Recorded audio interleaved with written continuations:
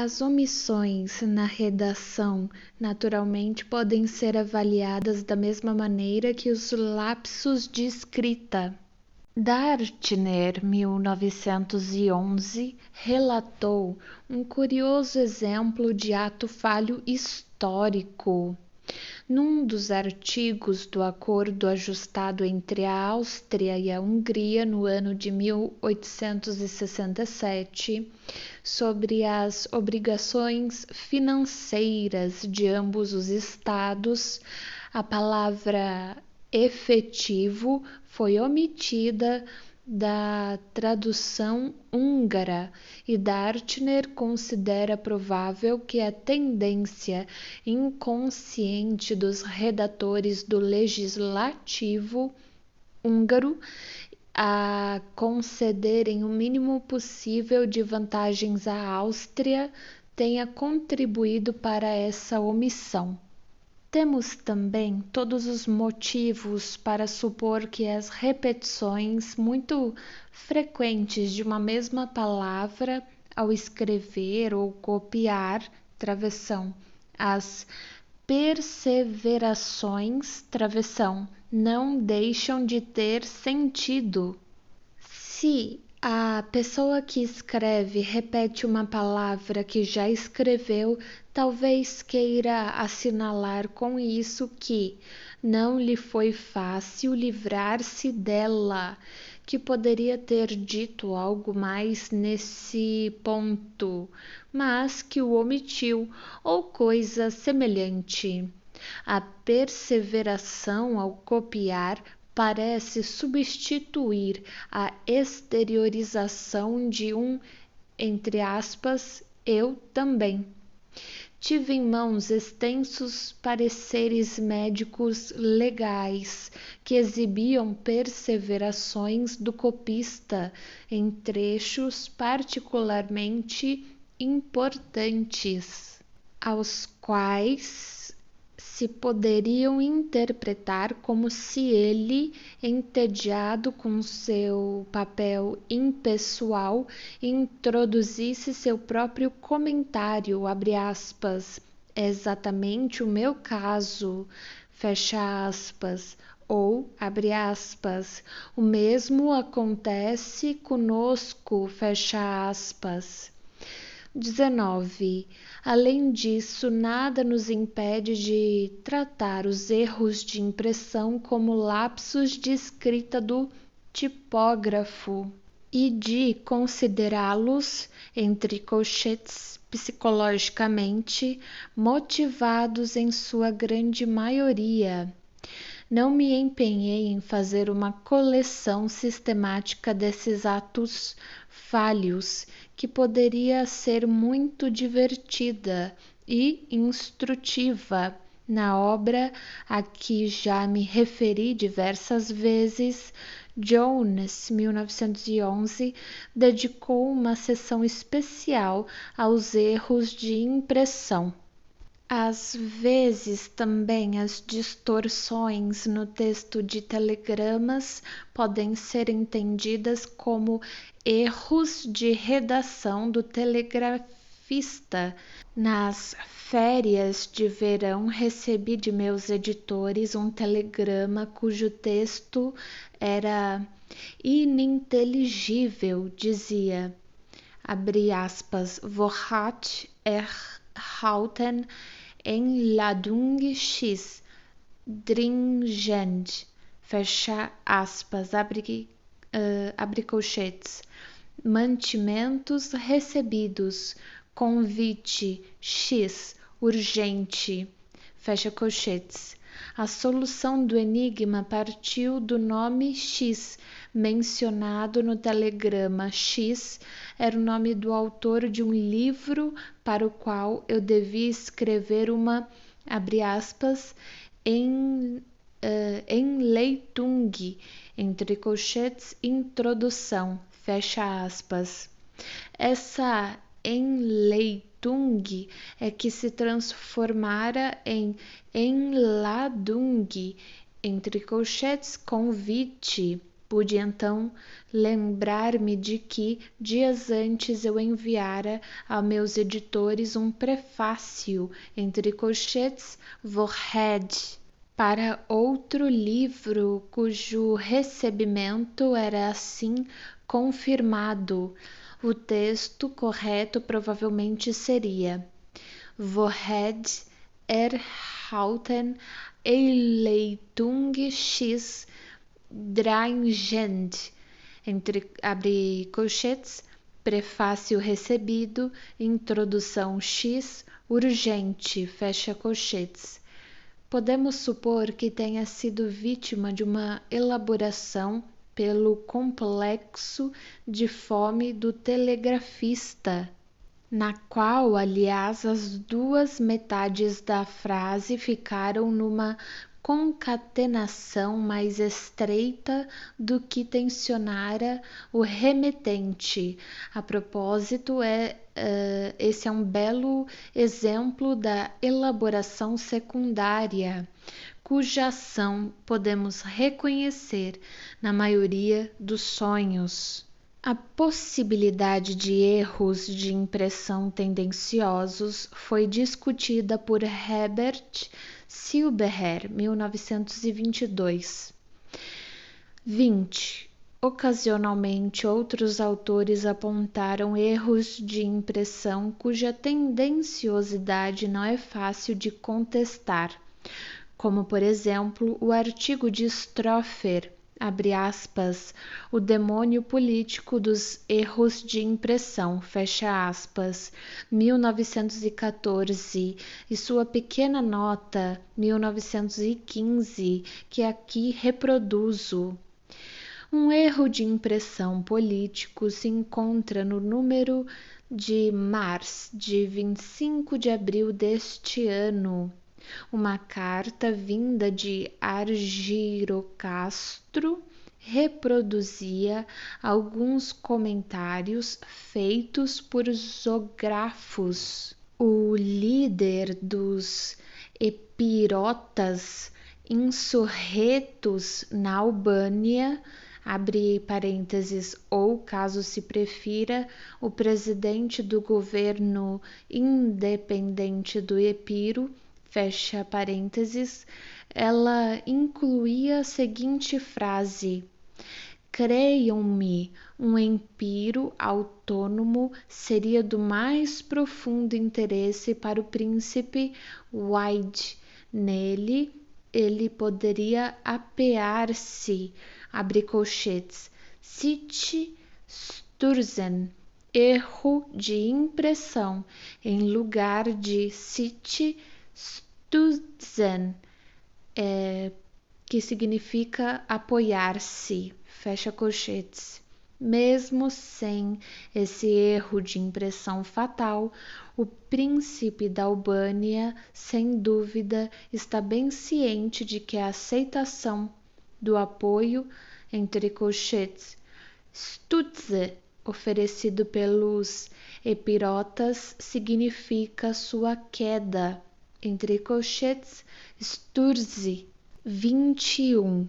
Eu mesmo li recentemente num de nossos jornais de Viena um artigo cujo título, travessão, A Bucovina sob domínio romeno, travessão, deveria, no mínimo, ser chamado de prematuro, já que na época a Romênia ainda não se declarara inimiga. Pelo conteúdo do artigo, ficou bem claro que a palavra deveria ter sido russo e não romeno, mas o próprio censor parece ter achado a frase tão pouco surpreendente que até a ele passou despercebido o erro de impressão.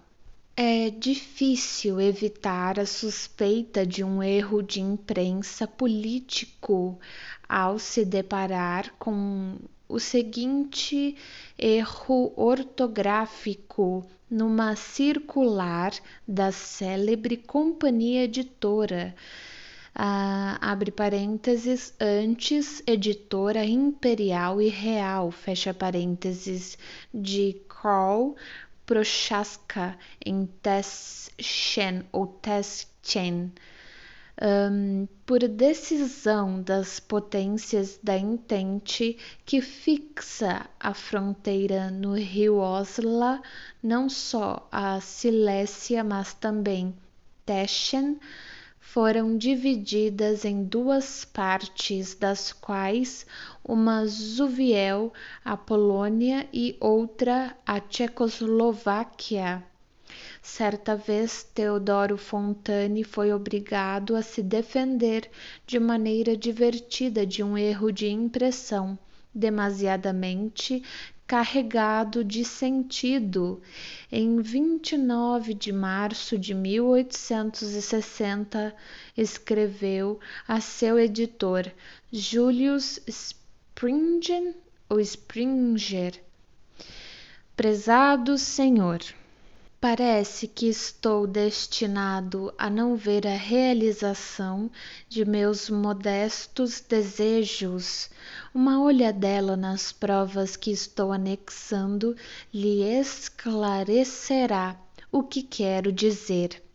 Além disso, enviaram-me um único jogo de provas, apesar de eu precisar de 2, pelas razões já fornecidas antes.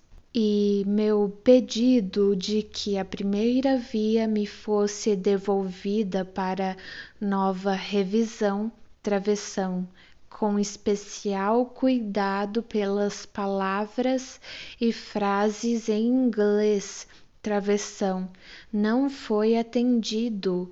Isso me é muito importante. Por exemplo, na página 27 das provas atuais, uma cena entre John Knox e a rainha contém as palavras Woralf Maria Asrief. Diante de um erro tão fulminante, seria um alívio saber que ele realmente foi eliminado. O lamentável AAS, em vez de AUS, torna-se ainda pior, por não haver dúvida de que ela, a rainha, há de tê-lo chamado assim em seu íntimo. Atenciosamente, Theodor Fontane.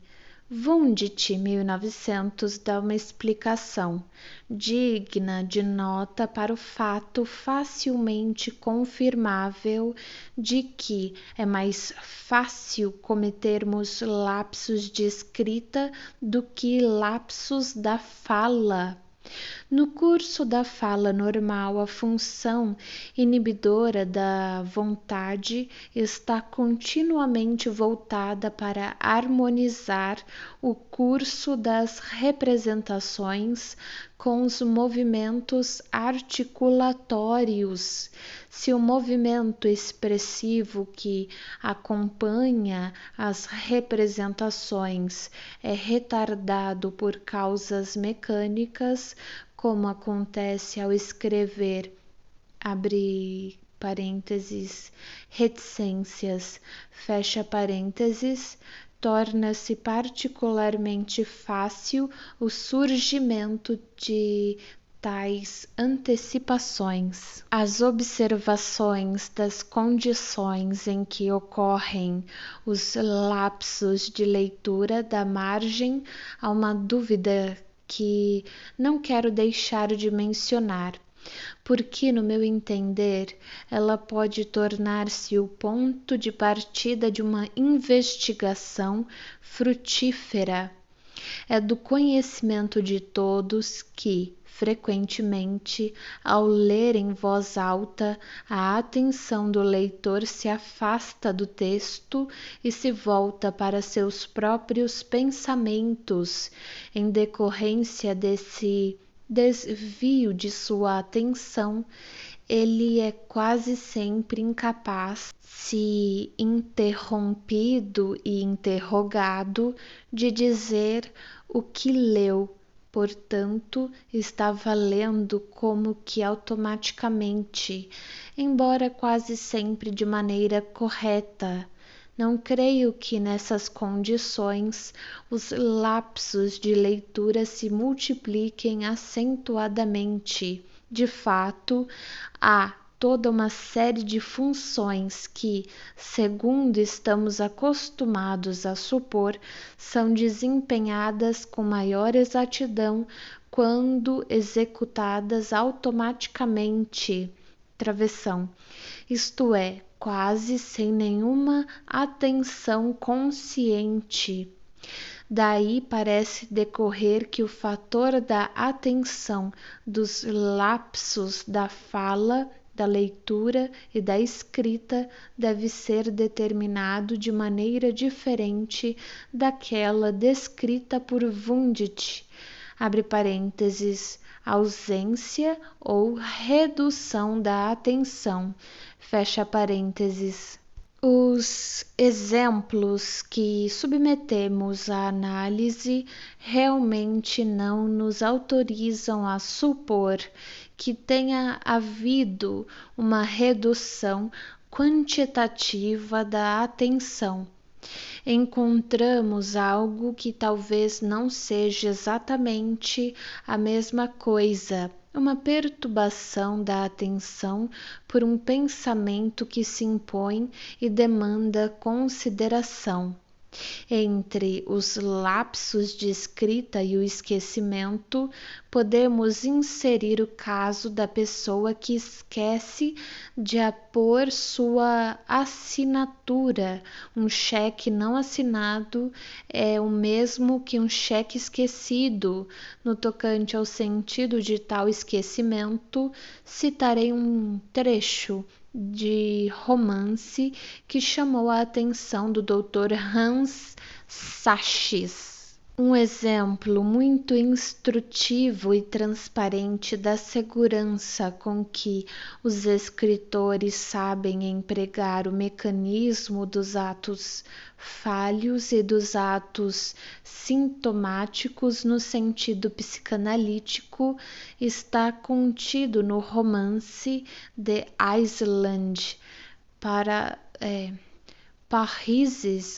Parises de John Galsworthy. A trama gira em torno das oscilações de um rapaz da classe média abastada entre sua profunda sensibilidade social e as atitudes convencionais de sua classe.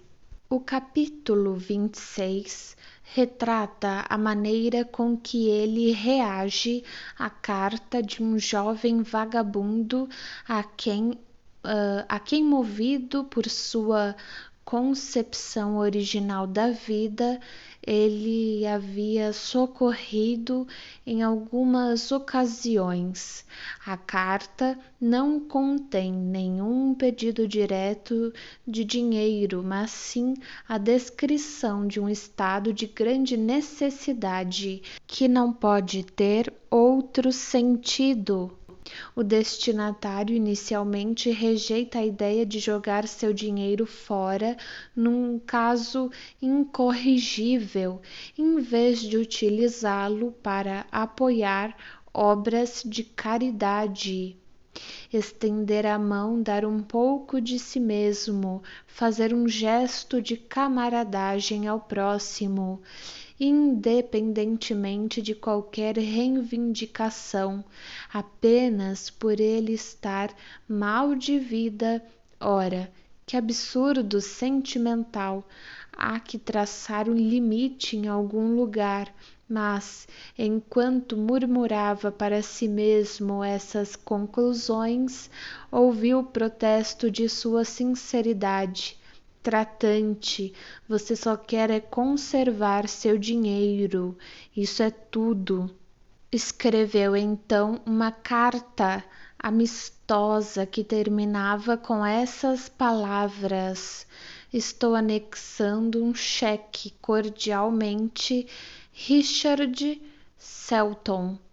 Antes que preenchesse o cheque, uma mariposa voando ao redor da vela distraiu sua atenção e ele a capturou, libertou-a do lado de fora e, nesse meio tempo, esqueceu que o cheque não fora incluído na carta e ela foi despachada exatamente como estava.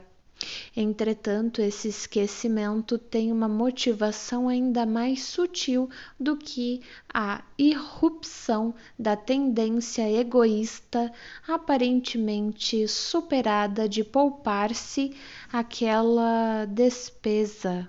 Na quinta de seus futuros sogros, rodeado por sua noiva e mais os familiares e convidados dela, Selton sente-se isolado. Seu ato falho indica que ele anseia por seu protegido, que, por seu passado e sua concepção de vida, contrasta diametralmente com o grupo irrepreensível que o cerca, uniformemente estampado com o selo de uma única e mesma convenção. E de fato, dias depois, já não podendo manter-se onde estava, sem receber ajuda, chega o vagabundo para pedir esclarecimentos sobre as razões da ausência do cheque prometido.